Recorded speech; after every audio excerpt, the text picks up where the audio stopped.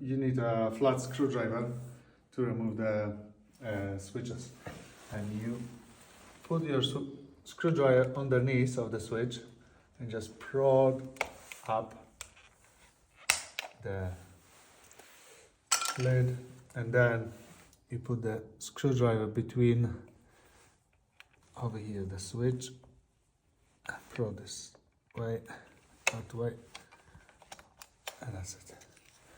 Removed, and then you have two screws now here.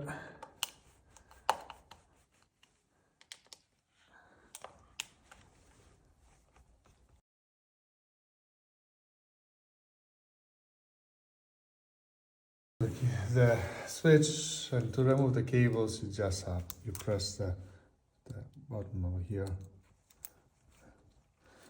and you remove the switch. To put it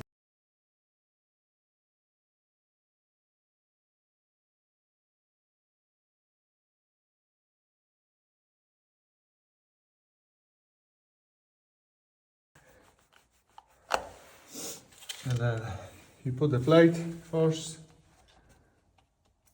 over here, and you put this frame over here, and this go back like here. Sorted.